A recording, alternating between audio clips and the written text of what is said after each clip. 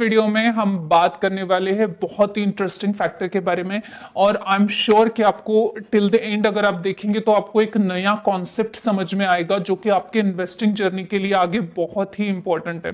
अब एक सवाल अगर मैं आपसे कहूं तो आप सबका जवाब सिमिलर होगा कि मार्केट में सबसे ज्यादा हाईएस्ट प्राइस वाला शेयर कौन सा है। आई एम श्योर कि आप सब सोच रहे होंगे MRF, लेकिन मैं आपको कहूंगी नहीं, अब ऐसा नहीं है। अब एक माइक्रो कैप अगर स्टॉक देखेंगे तो एक माइक्रो कैप प्लेयर का जो प्राइस है, शेयर प्राइस, वो MRF से भी ज्यादा है। जी हाँ, शॉकिंग है, बट MRF का प्राइस 1.2 लाख के आसपास देखने को मिलता है हमें, और 1.2 लाख से भी डबल प्राइस का स्टॉक आज जो कि माइक्रो कैप स्टॉक है वो हमें देखने को मिलता है। और वो स्टॉक है none other than ELCI investments. जी हाँ, ELCID इन्वेस्टमेंट जो है, अब तक के आप लोगों को पता ही होगा कि ELCID इंडस्ट्री कैटेगरी के साथ साथ बहुत बेयरली ये ट्रेड होता है। लास्ट ट्रेड शायद जुलाई में हुआ था और जुलाई के बाद अभी हमें आज इसमें ट्रेड डेफिनेटली देखने को मिला है। करीबन 201 स्टॉक जो है ये ट्रेड हुए हैं।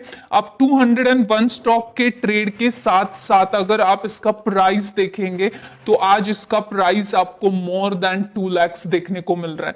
अब एक माइक्रो कैप स्टॉक, और जिसका आज आप अगर ओपनिंग में देखेंगे तो ये स्टॉक 2,25,000 पे ओपन हुआ था और बाद में आगे कुछ ही टाइम के बाद 5% इसमें हाइक देखने को मिला और करंटली इसका प्राइस 2,36,250 देखने को मिल रहा है।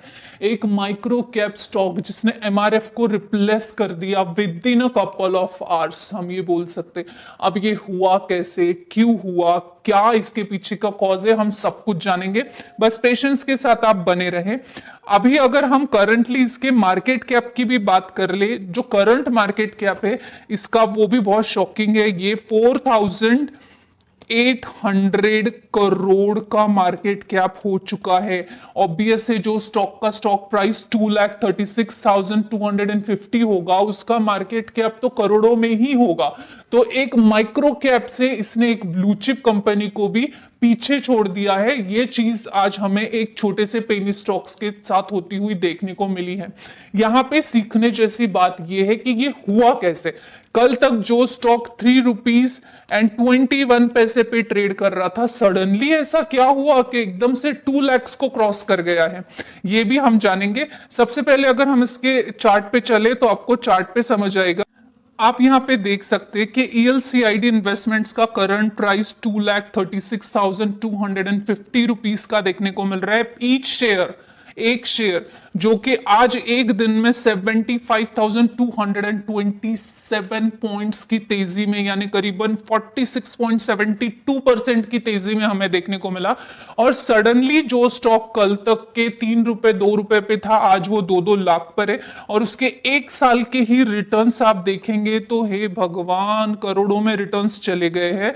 और यही अगर आप देखेंगे कि 5 सालों में ये स्टॉक के रिटर्न्स कितने बन रहे हैं तो आप वो भी देख सकते हैं।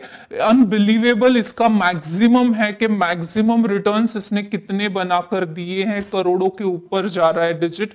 लेकिन अब ये सिर्फ उनके पास है जिनके पास है। लेकिन हमारा यहाँ पे जानने वाला टॉपिक ये है कि ये हुआ कैसे सडनली एक 3 रुपए का स्टॉक जो है 3 रुपए 21 पैसे का 2 लाख के ऊपर पहुंच गया।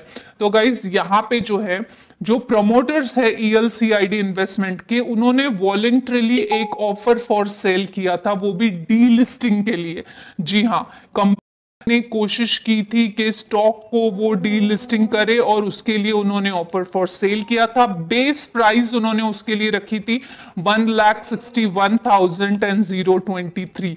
जी हाँ, 1,61,023 पे ये स्टॉक पर शेयर का प्राइस रखा था। ये पर शेयर का प्राइस उन्होंने रखा था और इस प्राइस पे उन्होंने एक प्रपोजल दिया था जिसपे वो डीलिस्टिंग करना चाहते थे स्टॉक को। और ये पहली बार नहीं हुआ है, इसके पहले भी ELCID इन्वेस्टमेंट के साथ ये किया गया। और उस तरह उस टाइम के जैसे अभी भी ये जो रिजोल्यूशन इन्होंने रखा था वो फेल हो गया due to the non receipt of requested majority of share holders. Majority of share holders की जो थी डिमांड वो नहीं थी, उनका मन नहीं था, तो ये प्रपोजल जो है ये कैंसल हो गया। अब कैंसल हो गया डी लिस्टिंग का प्रपोजल, लेकिन इतने बड़े प्राइस कैसे किए, यहाँ पे 2 लाख कैसे आया? ये तो पहले भी हुआ था, पर पहले तो ऐसा हुआ नहीं कि 2 लाख का इतना बड़ा प्राइस आ गया, तब तो नॉर्मल प्राइस पर ही स्टॉक था। लेकिन अब के बीएससी इंडिया की जैसे अभी डीलिस्टिंग का प्रपोजल था वो कैंसिल हो गया, ऑब्वियस है। लेकिन फिर जब ये कैंसिल हो गया तब बीएससी पे एक सर्क्यूलर 21 अक्टूबर को अपलोड किया गया था, और 21 अक्टूबर के सर्क्यूलर में मेंशन था कि रीलिस्ट करना है, वो भी सिलेक्टेड इन्वेस्टमेंट होल्डिंग कंपनीज पे।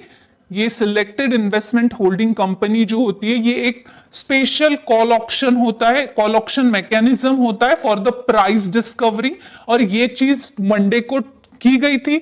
लेकिन इसका इफेक्टिव रेट जो है ये हमें 29 को देखने को मिला।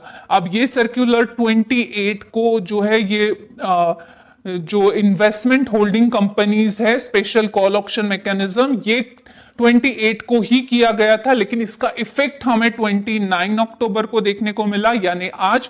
और इस स्पेशल प्रोविजन के चलते हमें आज ये जो स्टॉक है ये रीलिस्ट हुआ है, वो भी 2,25,000 पर, 2,25,000 पे इसको रीलिस्ट किया गया था। लेकिन 5% का अपर सर्किट लगने की वजह से ये 2,36,250 पे आज हमें देखने को मिल रहा है।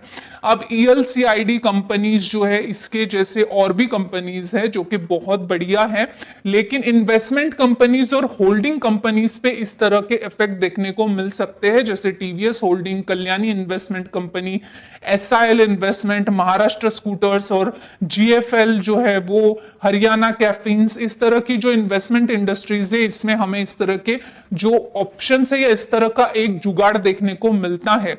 अब जो प्रमोटर्स ने कोशिश की थी कि डीलिस्ट करना है वो भी 1,61,023 पे, ये कैंसिल हो गया।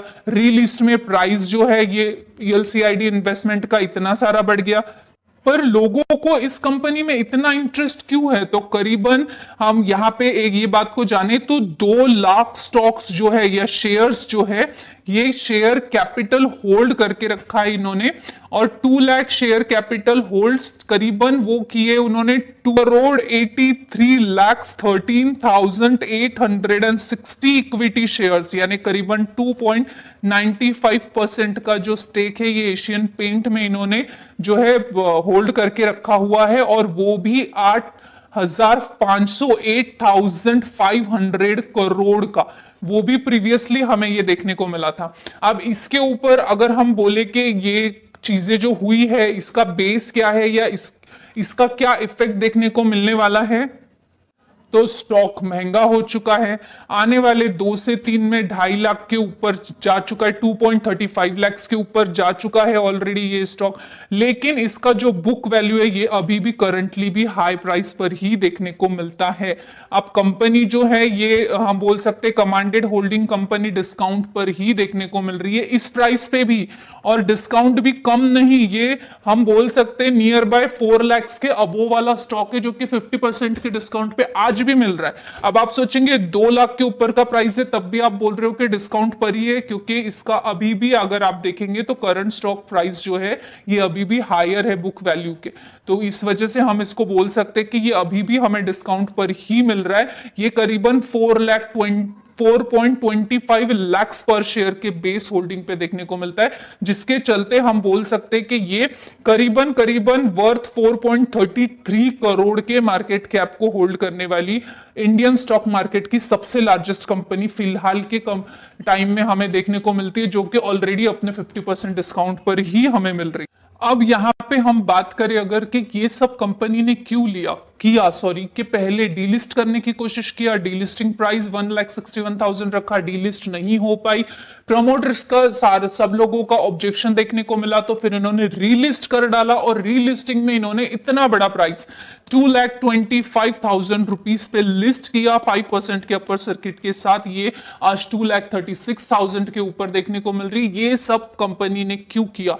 बेसिकली कंपनी का एजेंडा डीलिस्टिंग का ही है। अब यहां पे जो शेयर होल्डर्स, जो प्रमोटर्स एग्री नहीं कर रहे थे स्टॉक को सेल करने के लिए या कंपनी को डीलिस्ट करने के लिए, उनको इस प्राइस का लालच दिखाया गया है। इवन दो रिटेल इन्वेस्टर जिनके पास 10, 20, 30, 50 स्टॉक होंगे, वो भी इतनी बड़ी प्राइस पे सेल करने के लिए एग्री हो जाएंगे और कंपनी के पास फिर से अपने स्टॉक का जो कलेक्शन है वो वापस आएगा। जैसे पूरा होल्डिंग कंपनी के हाथ में आएगा, वैसे कंपनी को डीलिस्ट करने का फिर से प्रयास किया जाएगा। ये दूसरा अटेम्प्ट था जो कि डीलिस्टिंग का फेल हुआ है और रीलिस्टिंग में कंपनी ने इतना बड़ा प्राइस रखा ताकि जिनके पास भी स्टॉक्स है वो इस प्राइस पे बेचने के लिए एग्री हो जाए और कंपनी के पास मैक्सिमम स्टॉक्स रिटर्न आए और कंपनी फिर से जो है अपने स्टॉक को डीलिस्ट कर पाए। अब यहां पे जो है सबसे इंपॉर्टेंट पॉइंट ये है कि ऐसे में अभी क्या हम ये प्राइस पे बाय कर सकते हैं? तो अगर जिसके पास इतना बड़ा अमाउंट है वो बाय करने की कोशिश करेगा तो उसको ऑब्वियस है मिल जाएगा, क्योंकि कोई ना कोई इतने बड़े प्राइस पे तो बेचने को रेडी होगा ही।